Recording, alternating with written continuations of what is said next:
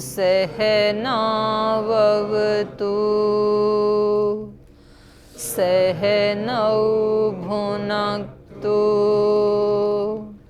सह वीर्यं करवावहै तेजस्विनावधीतमस्तु मा विद्विषावहै। ॐ शान्ति शान्ति शान्तिः।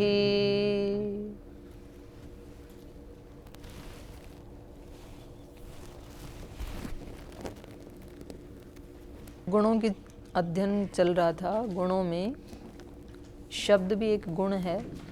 तो शब्द और अर्थ के संबंध के विषय में हम पढ़ रहे थे कि शब्द और अर्थ का ना तो संयोग संबंध है परस्पर और न ही समवाय संबंध है शब्द और अर्थ का। तो फिर पता कैसे लगता है? शब्द बोलने से अर्थ का ज्ञान होता है ना, तो कैसे होता है? तो बताया था सामयिक शब्दार्थ प्रत्यय, सामयिक संकेत से हमें पता लगता है। परंपरा से चला आ रहा है ना, तो उससे पता चल जाता है। लेकिन इनमें संबंध नहीं है, न तो संयोग संबंध है। संयोग संबंध किस में होता है? संयोग संबंध में जैसे इसका उदाहरण क्या बताया था कल? ना परस्पर संयोग। जैसे कोई पक्षी आके दीवार पे बैठ गया, वृक्ष पे बैठ गया, तो ये तो संयोग संबंध है। और एक होता है समवाय संबंध, जैसे तंतु और, तो समवाय को तो कभी अलग नहीं कर सकते हैं। तो कह रहे हैं यदि इसका संयोग संबंध होता तो जहाँ शब्द होता वहाँ अर्थ भी होना चाहिए। तो शब्द बोलते ही वो अर्थ, मोदक बोलते ही लड्डू मुंह में आना चाहिए, ऐसा होता नहीं है। असी बोलते ही मुंह कटना चाहिए, ऐसा नहीं होता है। तो संयोग संबंध भी नहीं है, समवाय संबंध भी नहीं है। तो फिर इसका पता कैसे लगता है? तो बताया सामयिक शब्दार्थ प्रत्यय, सामयिक समय संकेत से इसका ज्ञान होता है। अब आगे उसी प्रसंग को बढ़ा रहे हैं। कह रहे हैं प्रसंगवश शब्दार्थ संबंध को बताकर अब सूत्रकार क्रम प्राप्त परत्व अपरत्व की परीक्षा कर रहे हैं। गुणों की परीक्षा चल रही थी ना, तो ये क्रम प्राप्त अभी क्या है? परत्व अपरत्व ये पढ़ रहे थे। रूप रस गंध स्पर्शः संख्या परिमाणानि पृथकत्व संयोग विभाग, यहाँ तक हमने पढ़ लिया, संयोग और विभाग तक। अब परत्व और अपरत्व के बारे में आगे बता रहे हैं। तो ये कह रहे हैं क्रम प्राप्त परत्व और अपरत्व की परीक्षा करते हैं। एक दिकाभ्याम एक कालाभ्याम सन्निकृष्ट विप्रकृष्टाभ्याम परम अपरम च। एक दिकाभ्याम एक दिशा में होने वाले, और एक कालाभ्याम एक ही काल में होने वाले। एक दिकाभ्याम एक कालाभ्याम, सन्निकृष्ट माने नजदीक और विप्रकृष्ट माने दूर। सन्निकृष्ट विप्रकृष्टाभ्याम, सन्निकृष्ट नजदीक और दूर की अपेक्षा से परम अपरम च, उन्हीं में पर और अपर का व्यवहार हो जाता है कि वो चीज़ परे है, वो अपर है। अपर माने नजदीक, सन्निकृष्ट, पर माने विप्रकृष्ट। तो ये किस गुण के कारण होता है ये व्यवहार परत्व और अपरत्व का? परत्व अपरत्व गुण के कारण ही ये व्यवहार होता है। एक दिकाभ्याम एक दिशा में होने वाले दो द्रव्यों के तथा एक कालाभ्याम एक काल में होने वाले दो द्रव्यों के सन्निकृष्ट विप्रकृष्टाभ्याम एक दूसरे की अपेक्षा समीप और दूर होने से परत्व गुण और अपरम माने परम माने परत्व गुण, अपरम माने अपरत्व गुण वहाँ पर उत्पन्न हो जाते हैं। माने परत्व और अपरत्व का व्यवहार हो जाता है परत्व और अपरत्व गुण के कारण। परत्व और अपरत्व दो प्रकार का होता है, एक देश की दृष्टि से और दूसरा काल की दृष्टि से। एक ही दिशा में दृष्टा या किसी दृष्टा अथवा किसी निश्चित अवधि की अपेक्षा से दो वस्तुओं में जो दूर हो उसमें परत्व और जो समीप हो उसमें अपरत्व का व्यवहार होता है। यहाँ वे द्रव्य या वस्तुएं परत्व और अपरत्व ये समवायी कारण द्रव्य और दिशा का संयोग असमवायी कारण। परत्व और अपरत्व के समवायी कारण तो क्या है? द्रव्य, और दिशा का संयोग असमवायी कारण है उसमें, तथा अन्य अपेक्षित कारण हैं वो निमित्त कारण हैं, अन्य जो भी अपेक्षित हैं। तो इसी प्रकार काल की अपेक्षा से, ये तो हो गया दिशा की दृष्टि से, ऐसे ही करें काल की दृष्टि से भी होता है। काल की अपेक्षा से जो एक को बड़ा पर कह देते हैं और दूसरे को छोटा अपर कहते हैं। बच्चों में भी होता है ना ऐसे, काल की दृष्टि से ये छोटा है, ये बड़ा है, ये परे वाला है, ये अपर है, ये पर है, ये अपर है। ज़्यादा व्यवहार होता नहीं है वैसे, पर अपर का, छोटे बड़े का होता है। तो ये परत्व अपरत्व का व्यवहार यहाँ कालकृत है, कहीं कहीं देशकृत होता है और कालकृत दो होता है। जैसे देवदत्त यज्ञदत्त से बड़ी अवस्था का है, अर्थात देवदत्त जो पिंड है उस पिंड से सूर्य आदि का संबंध अधिक रहा है, तो यहाँ देवदत्त में तो परत्व है और यज्ञदत्त में अपरत्व गुण है काल की दृष्टि से।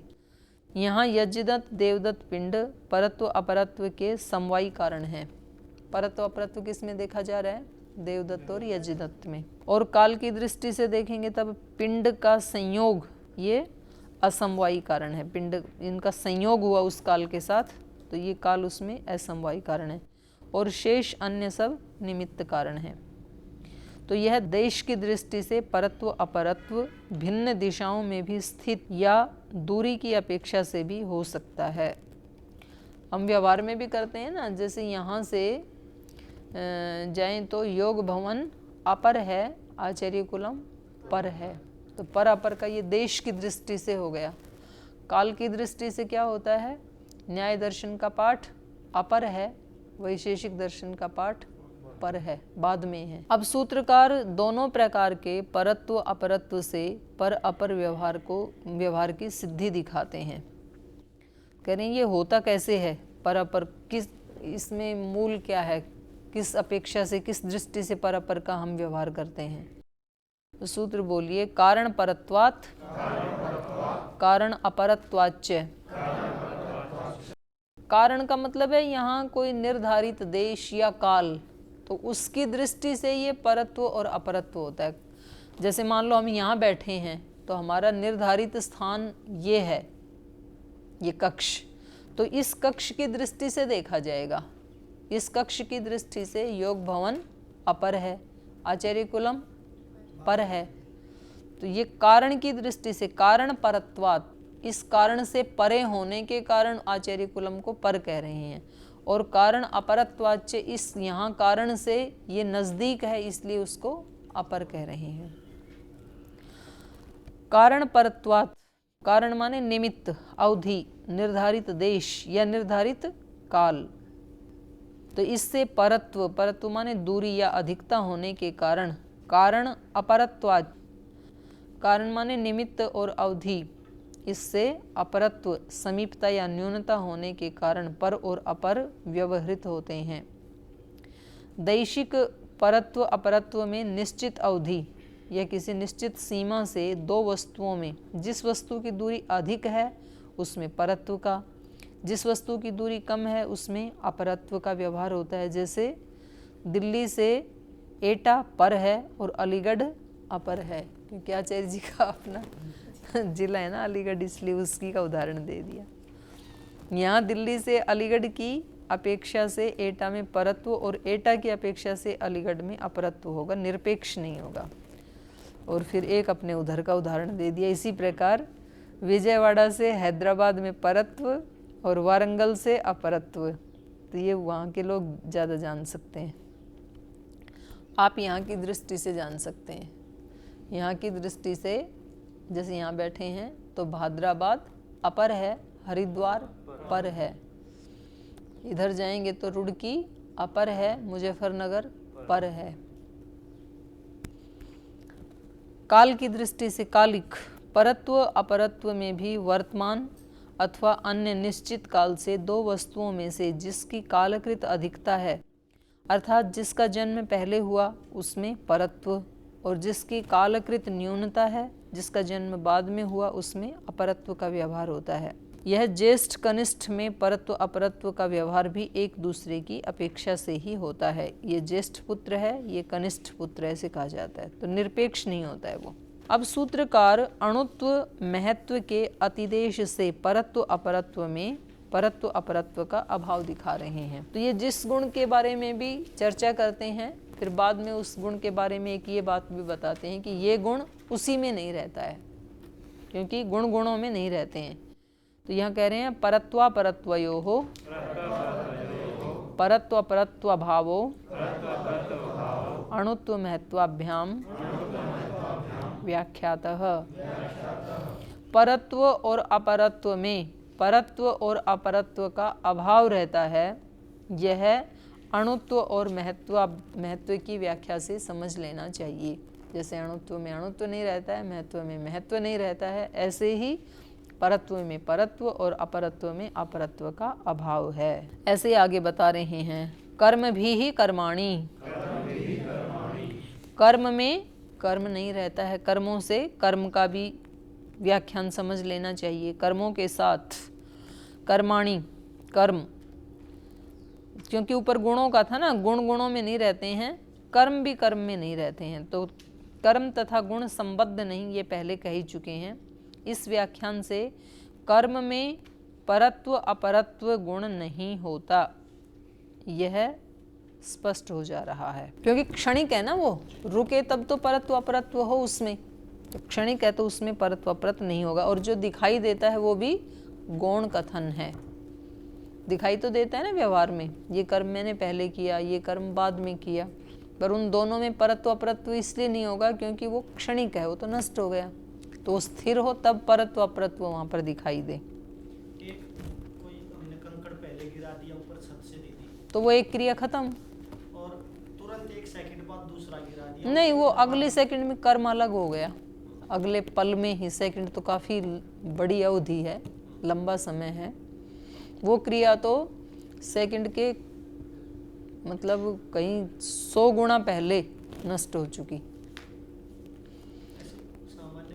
तो व्यवहार की दृष्टि से तो हम जैसे दिशा का करते हैं ना, ये सब दिक काल, काल की गणना है। जैसे काल का खंडन थोड़ी किया जा सकता है, लेकिन व्यवहार के लिए हमने खंडन कर रखा है कि हम 3 घंटे का जो टाइम है उसको प्रहर बोलेंगे, 24 घंटे का टाइम है उसको अहोरात्र बोलेंगे, 12 घंटे का टाइम है उसको दिन बोलेंगे। तो वो कोई खंड थोड़ी होता है, वहाँ व्यवहार के लिए कर रखा है। जैसे दिशा का खंड थोड़ी हो सकता है, ये पूर्व दिशा है, ये पश्चिम दिशा, कैसे तय होगा? जैसे मान लो आप यहाँ बैठे हैं और आप कौन सी दिशा में बैठे हैं? हैं? ये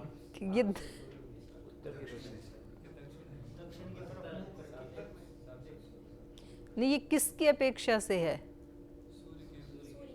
नहीं, आपकी अवधि की अपेक्षा से है। सूर्य की अपेक्षा से तो वो तो एक व्यवहार के लिए कुछ ना कुछ तो बनाना पड़ेगा ना। जिधर सूर्योदय होगा उसको हम पूर्व कहेंगे, ये निश्चित कर लिया, और जिधर अस्त होता है उसको पश्चिम कहेंगे, और उसकी अपेक्षा से फिर उत्तर और दक्षिण हो जाएंगे। लेकिन जिसको हम जैसे मान लीजिए अपना ये जो श्रद्धालयम है, ये आपके 6 नंबर ब्लॉक की दृष्टि से कौन सी दिशा में है? उत्तर में है।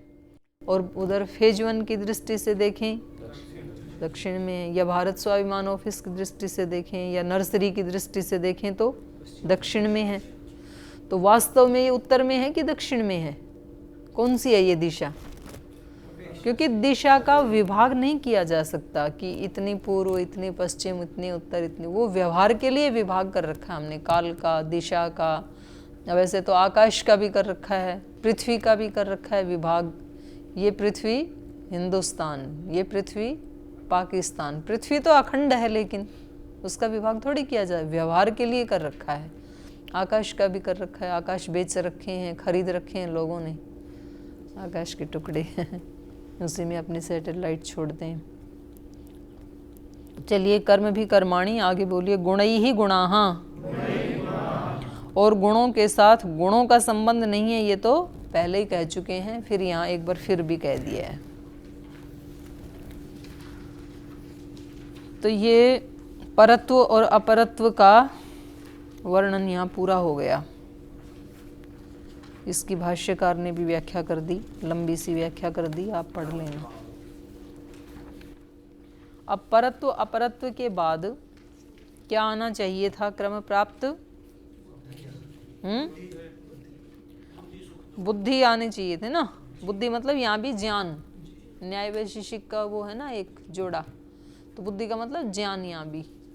तो क्रम प्राप्त गुण आना चाहिए था बुद्धि, लेकिन क्योंकि ये जो गुण हैं ये किस में रहते हैं? द्रव्यों में रहते हैं, गुण भी और कर्म भी। और द्रव्यों में ये किस संबंध से रहते हैं? समवाय संबंध से रहते हैं। तो गुणों की चर्चा चल रही थी, गुण रहते हैं द्रव्यों में और द्रव्यों में रहते हैं समवाय संबंध से। इसलिए यहाँ पहले समवाय को ले लिया कि ये समवाय को समझ लेते हैं, समवाय क्या है। वास्तव में तो जो 6 पदार्थ हैं उसमें समवाय का नंबर सबसे लास्ट में आना चाहिए था। द्रव्य, गुण, कर्म, सामान्य, विशेष, समवाय। तो द्रव्य की चर्चा हो गई, कर्म की भी हो गई, और अभी गुणों की चल रही थी, द्रव्य, गुण, कर्म। तो उसके बाद तो फिर सामान्य, विशेष, तब समवाय का नंबर आता 6 पदार्थों में। लेकिन क्योंकि यहाँ गुण किसी भी द्रव्य में समवाय संबंध से रहते हैं, इसलिए पहले समवाय को ही यहाँ ले लिया है सूत्रकार ने। तो द्रव्यों में गुण समवाय संबंध से रहते हैं, ये अनेक बार कहा है। यह समवाय क्या होता है?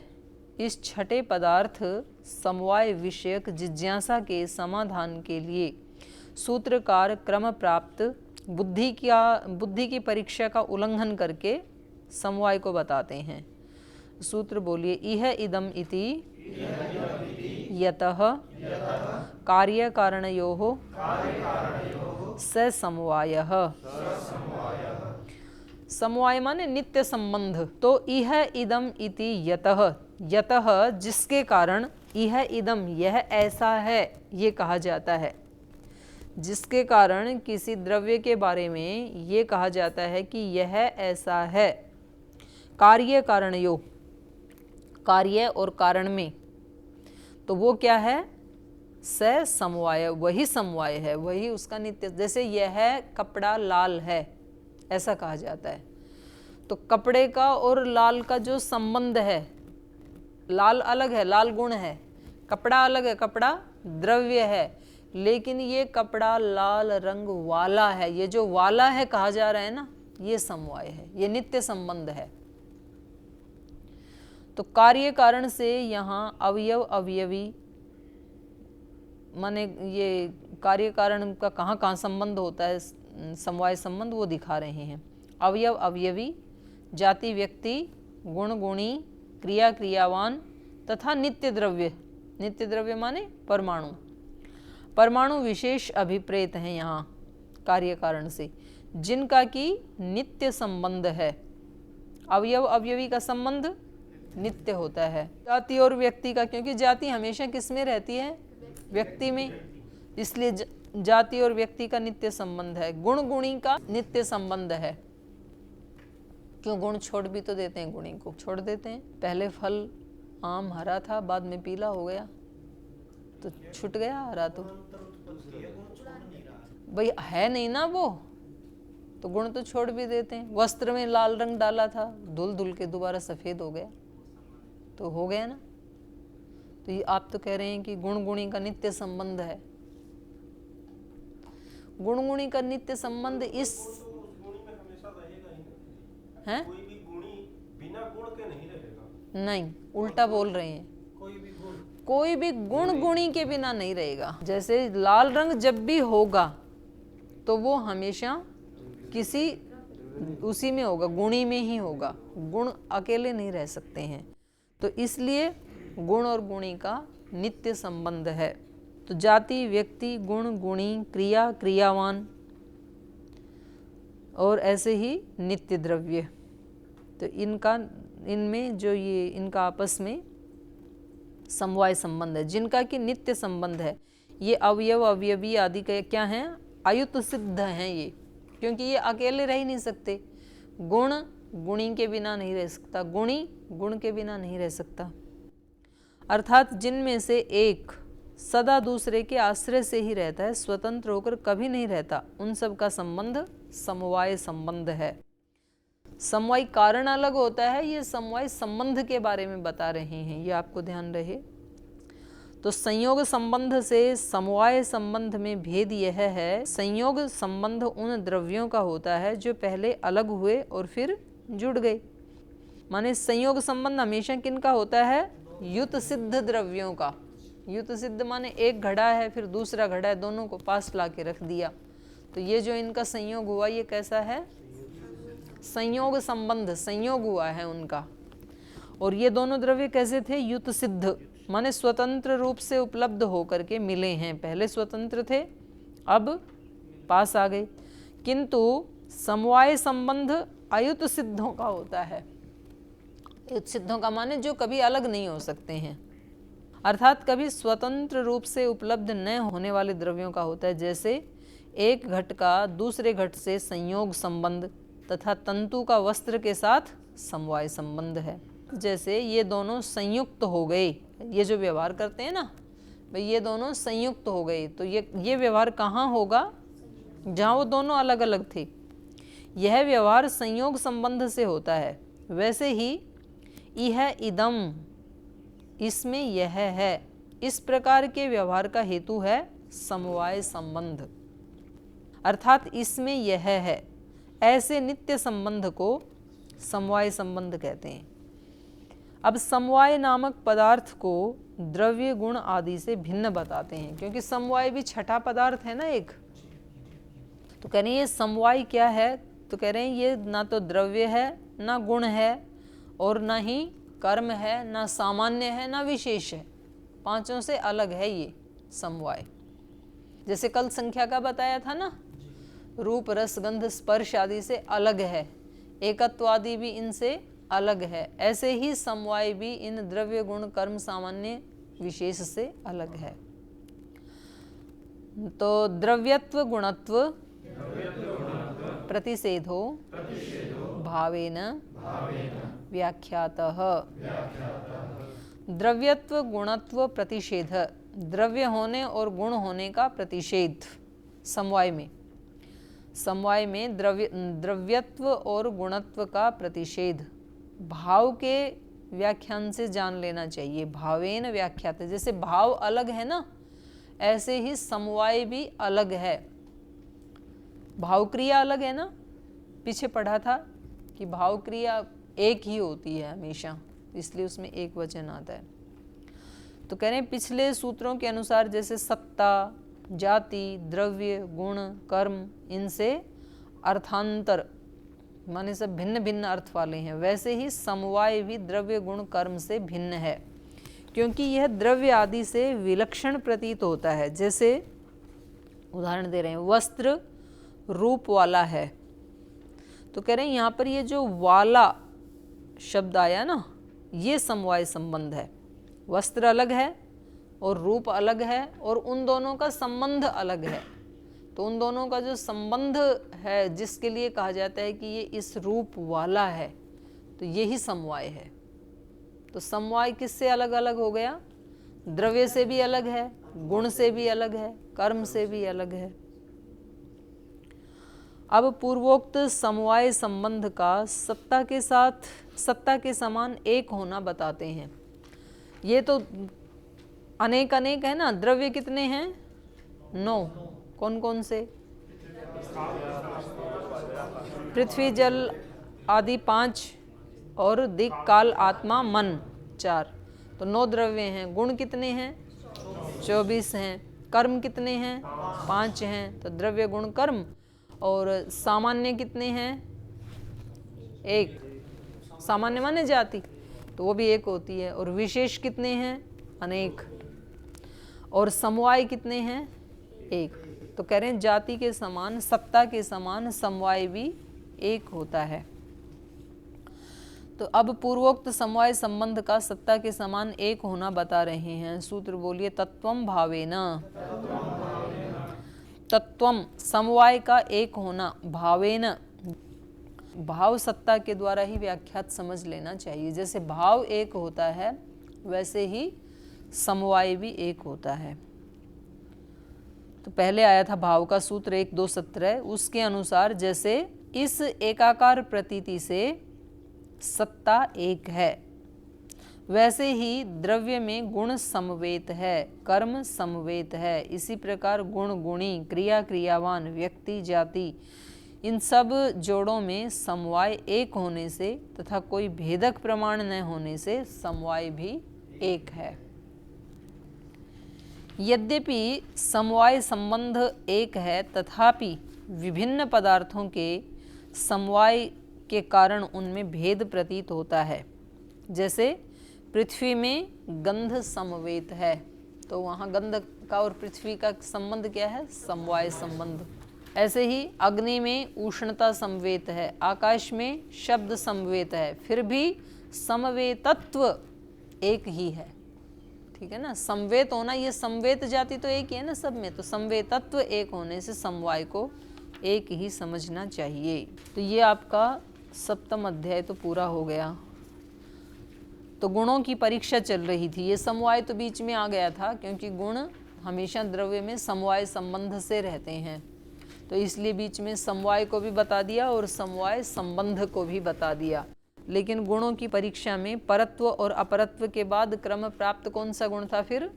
बुद्धि। तो उसके बारे में ही बता रहे हैं अब।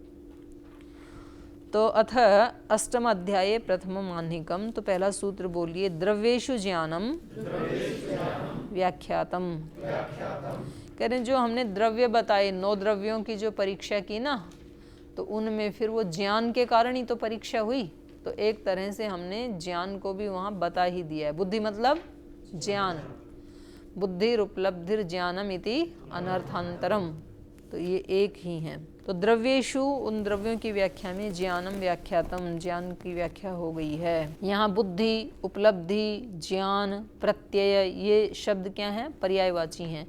ये ज्ञान प्रात्यक्षिक और नैमित्तिक, एक तो प्रत्यक्ष से होने वाला ज्ञान और दूसरा निमित्त से होने वाला ज्ञान, तो उसी को ही कहेंगे लैंगिक और आनुमानिक। जो प्रत्यक्ष होता है वो तो किसी लिंग से होता है, और आनुमानिक है वो नैमित्तिक, किसी निमित्त से होता है। तो 2 प्रकार का व्याख्यात हो चुका है।